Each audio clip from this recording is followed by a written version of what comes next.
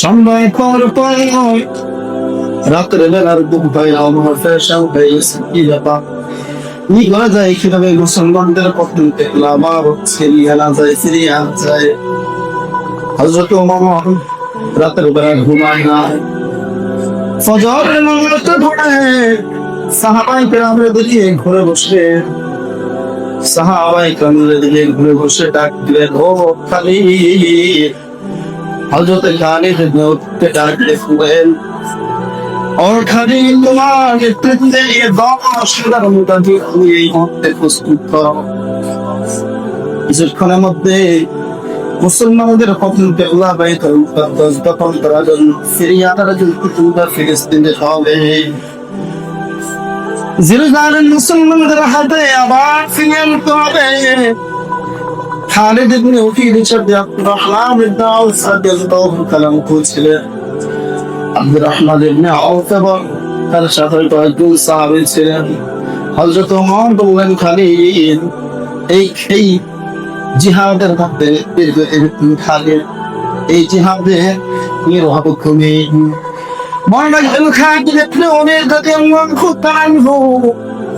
তার জীবনে যতটা যুদ্ধের মধ্যে সেনাপতি ছিলেন, প্রত্যেকটা যুদ্ধে তিনি বিজয় লাভ করেছে। একটা যুদ্ধ তিনি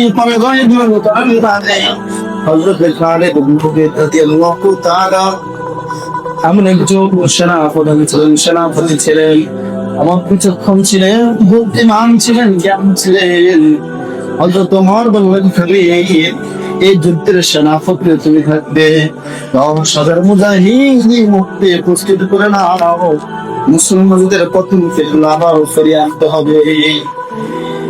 হযরত খালিদ ইবনে ওয়ালিদ এবং সাহাবায়ে কেরাম কয়েকজন মিলে 10,000 সৈন্য রেডি করে ফেলছেন। অস্ত্র শস্ত্র সহকারে সাগরে প্রস্তুত হয়ে গেছে।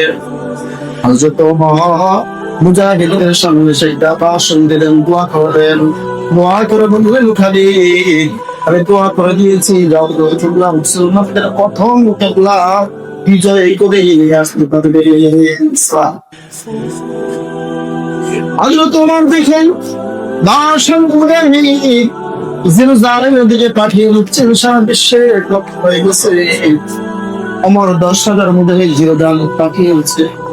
ওমর যে কথা বলে সেটাই করে ছাড়ে। ওমর কেবল মানুষ সকলে জানে, রোম পারস্যের সম্রাট পর্যন্ত বলতেছে ওমর 10,000 মুজাহিদ জেরুজালেম পাঠিয়েছে, জেরুজালেম কথা ছাড়া ফিরে আসবে না। হযরত খালিদ ইবনে ওয়ালিদ রাদিয়াল্লাহু তাআলা মুজাহিদদেরকে বললেন, তোমরা জেরুজালেমের শহরটা ঘেরাও করে ফেলো। জেরুজালেমের চতুর্পাশে মুসলমানরা ঘেরাও করে ফেলেছে।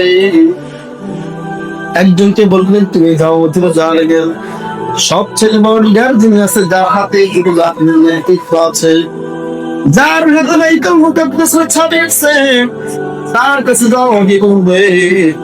ওমর 10,000 মুজাহিদ পাঠিয়েছে জেরুজালেম থেকে মুসলমানদের প্রথম কেবলা মুক্ত করার জন্য। মুসলমানদের সেনাপতি মুসলমানদের খলিফা ওমর 10,000 মুজাহিদ পাঠিয়েছে। শুধু তাই নয়, কথা বলে দিলেন মুসলমানরা প্রত্যেকটা মুসলমান লড়াই করতে নিজের শেষ ফোঁটা রক্ত থাকা পর্যন্ত তারা এখান থেকে চলে যাবে না, খালি হাতে যাত্রা। মুসলমানদের কেবলাটা দখল করে তারা চলে যাবে।